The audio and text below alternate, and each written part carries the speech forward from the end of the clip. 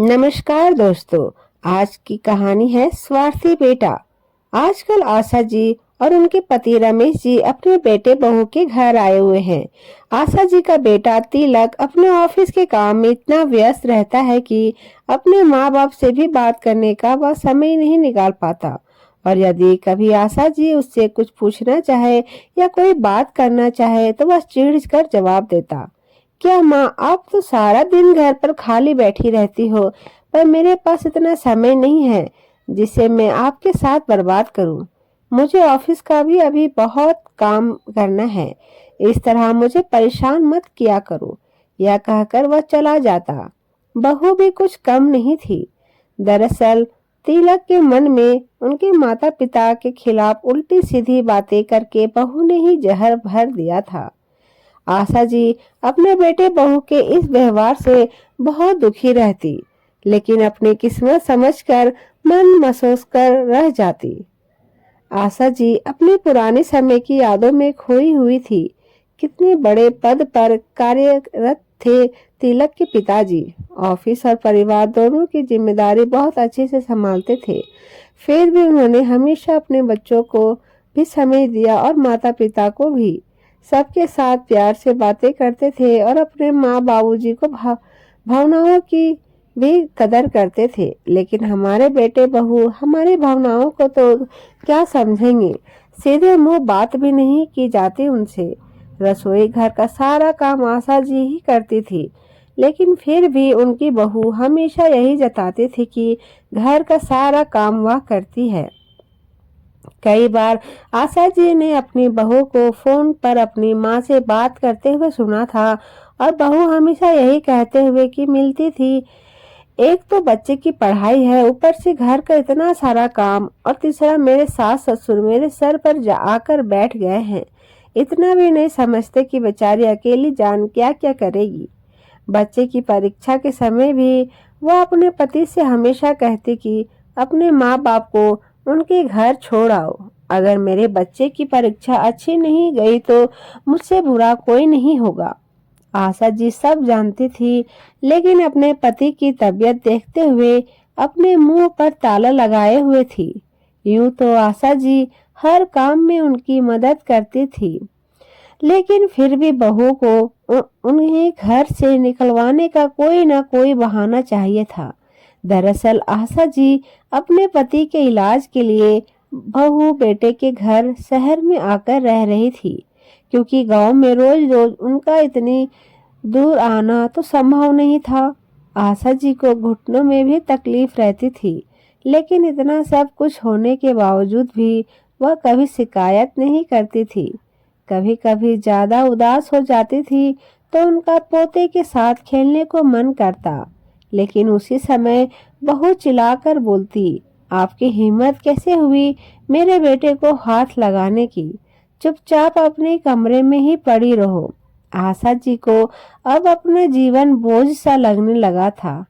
सोचने लगी कि मेरे पति क्या बीमार पड़े, मेरे साथ तो शब्द प्यार के बोलने वाला भी कोई नहीं है।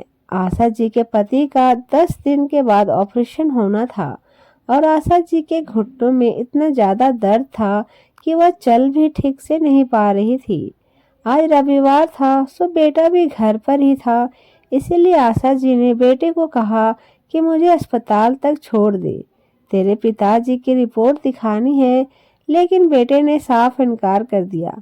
क्या माँ, एक संडे ही तो छुट्टी मिलती है, उसमें भी तुम परेशान करने लग जाती हो। रिक्शा करके चले जाओ। यह बोलते हुए तिलक अपने कमरे में वापस चला गया और जाकर लेट गया। जैसे ही आशा जी दरवाजे की तरफ बढ़ रही थी, इतने में बहू की आवाज आई, अजी सुनते हो, मुझे गाड़ी से पार्लर छोड़ दो, बहुत तेज धूप है। ठीक है, तुम तैयार हो जाओ, अंदर से आवाज आई। यह देखकर आशा जी भरी आंखें लिए बाहर निकल गई और रिक्शा ढूंढने लगी। लंगड़ा लंगड़ा कर चल रही थी तो पीछे से ही एक रिक्शा वाला आकर रुका और बोला, माँ जी, लगता है आपकी टांगों में तकलीफ है, चलिए मैं आपको छोड़ देता हूँ। आशा जी उसका धन्यवाद करते हुए रिक्शा में बैठ गई और मन ही मन उसे दुआएं देने लगी। अस्पताल पहुंचकर जब उसे पैसे देने चाहे तो रिक्शा वाला बोला, माँ जी इतनी धूप में अब पैदल दोबारा कैसे जाएंगे, आप होकर आइए, मैं आपके लिए यहीं खड़ा हूँ, आपको वापस भी छोड़ दूंगा। रिक्शा वाले के प्यार भरे दो शब्द से आशा जी का हृदय गदगद हो गया। जब तक आशा जी के पति ठीक ठाक थे तब तक मजाल है कोई उनके ऊपर उंगली भी उठा ले, परंतु जब से उनका एक्सीडेंट हुआ है तब से बेचारे एकदम लाचार और बेबस हो गए हैं। इन 2 महीने में ही ना जाने कितनी बार आशा जी ने अपने बहू बेटे से खरी खोटी सुन ली। हालांकि इलाज तो रमेश जी के रिटायरमेंट के पैसों से ही चल रहा था, लेकिन फिर भी उन पर एहसान जताया जा रहा था। एक दिन आशा जी के पास उनके पति रमेश जी के घनिष्ठ दोस्त मोहन जी का फोन आया कि वह शाम को रमेश जी से मिलने आ रहे हैं। आशा जी बहुत खुश हुई कि चलो तिलक के पापा का अभी थोड़ा सा दिल बहल जाएगा। तिलक को बोली, तुम्हारे पापा का मित्र आ रहे हैं तो थोड़ा नाश्ते का इंतजाम कराना है, जो भी खर्चा होगा अपने पापा के पैसों से काट लेना। उनका नाम सुनते ही रमेश जी के दिल में एक नई ऊर्जा सी दौड़ाई गई, लेकिन बहू ने कुछ भी बनाने से साफ इनकार कर दिया। आशा जी ने जैसे तैसे लंगड़ाते हुए सब काम किया। शाम को जब उनके दोस्त मिलने आए तो रमेश जी बहुत खुश हुए। वह अपनी पत्नी आशा जी और बहू से उन्हें मिलवाने लगे। तिलक से मिलकर उनके दोस्त बोले, बरखुदार आज तुम जो भी हो अपने माता पिताजी की वजह से ही हो। तुम्हारी माताजी ने तो तुम्हारी परवरिश में कोई कमी नहीं छोड़ी, सारा काम संभालते हुए भी कभी उफ तक नहीं की। इतना सब करना आसान नहीं होता। अब तुम्हारी बारी है इन्हें सुख देने की। अपने माता पिता का हमेशा सम्मान करना, उन्हें कभी दुख मत देना और उनकी सेवा हमेशा दिल से करना। वह अभी बातें कर ही रहे थे कि इतने में बहू उनकी बात काटते हुए बोली, अंकल जी बुरा मत मानना, लेकिन यह कोई अनोखे माँ बाप नहीं है जिन्होंने अपने बच्चों को पाला है। इन्होंने कुछ अलग नहीं किया है।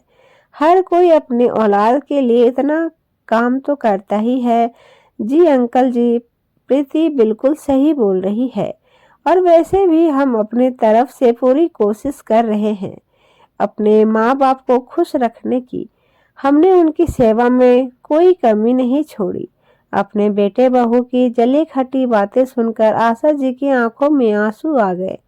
वह सबके सामने अपने आप को कमजोर साबित नहीं करना चाहती थी, इसीलिए अपने पल्लू से आंसू पोंछ डाले और मेहमानों से बोली, वैसे तो तिलक हमारा बहुत ख्याल रखता है, बहुत अच्छा बेटा है और हमें किसी चीज की कमी नहीं होने देता।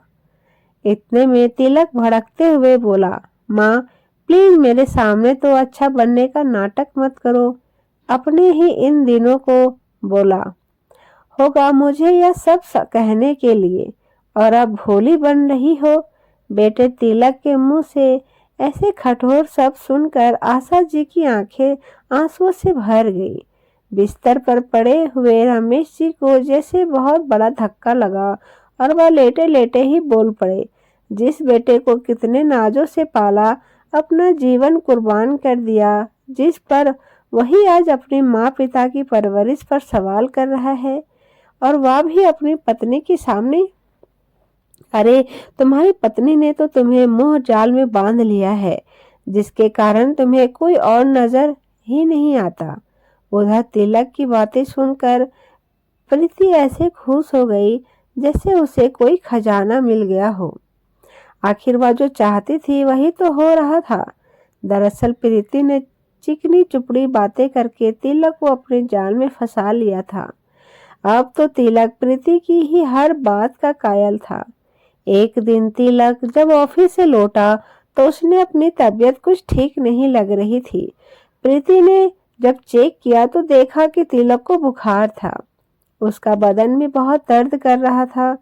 प्रीति ने जानबूझकर माँ पिताजी को कुछ न बताया और सारी रात तिलक की सेवा करने का ढोंग करती रही। सुबह जब माँ को पता चला तो तिलक के पास जाकर पूछने लगी, बेटा तूने बताया नहीं तेरी तबीयत खराब है। अगर पता होता तो मैं काढ़ा बना देती, एकदम से ठीक हो जाता।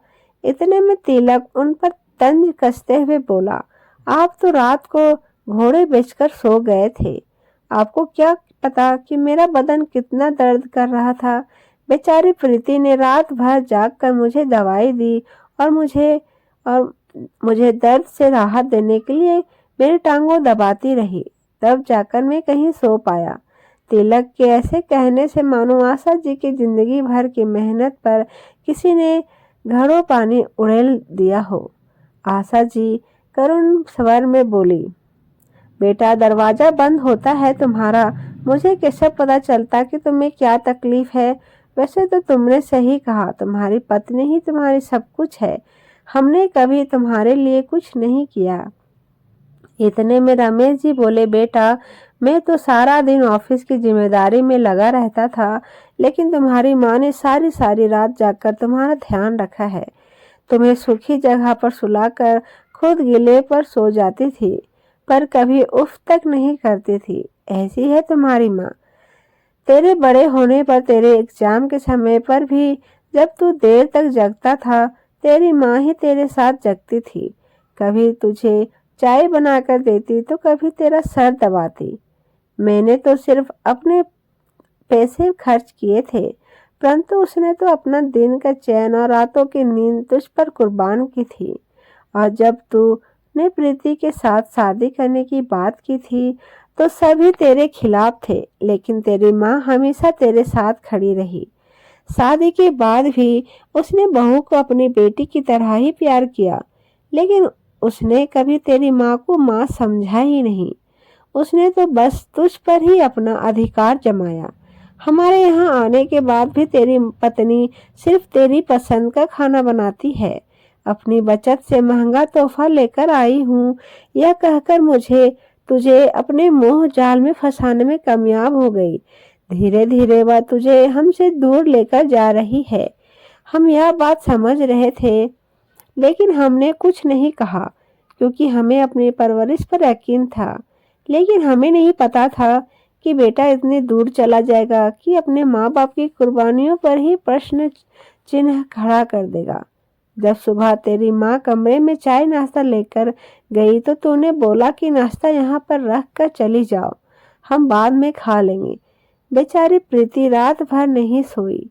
उसे नींद पूरी करने दो बेटा। कल की आई पत्नी की इतनी चिंता, और जिस माँ ने अपनी नींद की परवाह न करते हुए तुझे पाल पोस कर इतना बड़ा किया और इस काबिल बनाया कि तू इस संसार में स्वाभिमान के साथ जी रहा है, उसी के सारे प्रयासों को तूने पल भर में नकार दिया।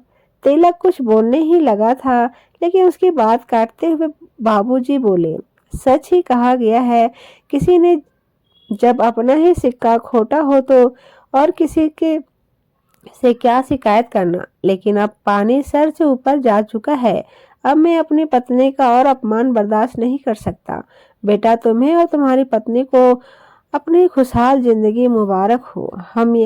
अब हम यहाँ से जाना चाहते हैं।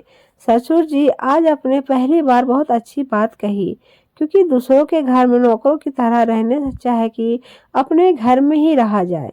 बहू बेशर्मी से बोली, चलो देर से ही सही, लेकिन आप लोगों से मुझे छुटकारा तो मिला, वरना मैं तो सोच रहा था कि मैं ही आपको गांव में छोड़कर आऊं।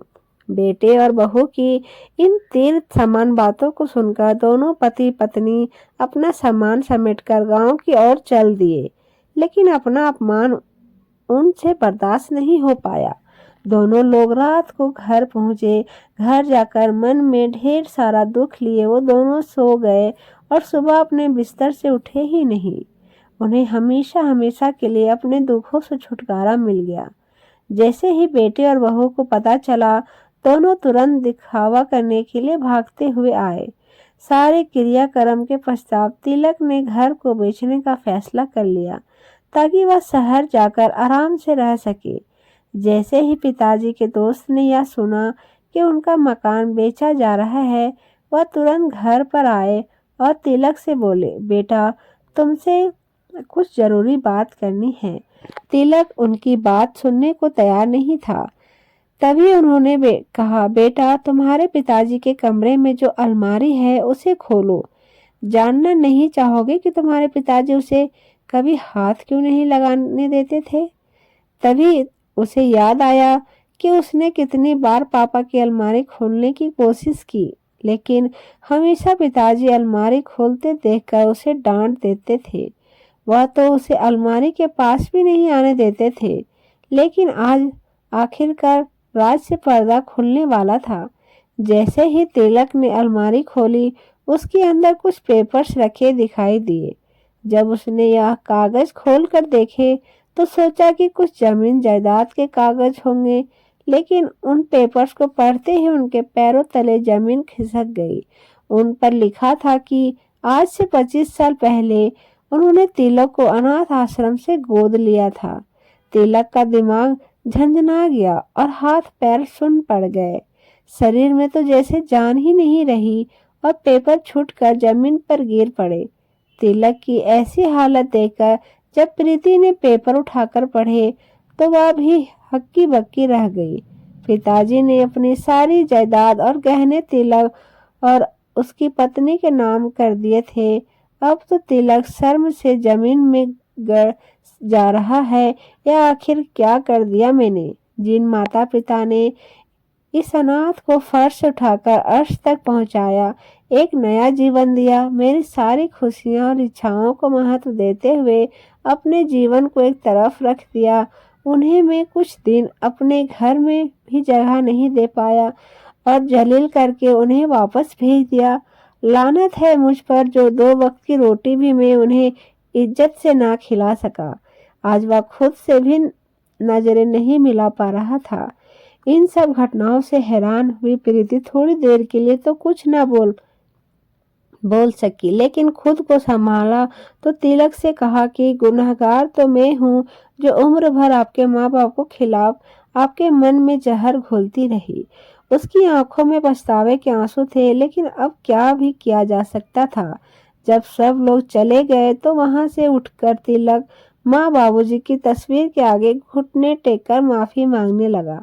माँ बाबूजी मुझे माफ कर दीजिए, हमसे तो घोर पाप हो गया। अपने बेटे होने तक का फर्ज मैं नहीं निभा पाया। माँ बाबूजी की तस्वीर के आगे रोते रोते उसकी आंखें लग गई। अचानक उसे लगा कि किसी ने उसके सिर पर हाथ फेरा और बोला कि काश तुमने हमें जीते जी या सम्मान और थोड़ा सा प्यार दे दिया होता तो हम सुकून से मरते। अब जब तुम्हें अपने किए पर पछतावा हो चुका है तो हमें अपनी तपस्या का फल मिल गया। अब हम चैन से मुक्ति पा सकेंगे। तिलक अचानक नींद से जग गया।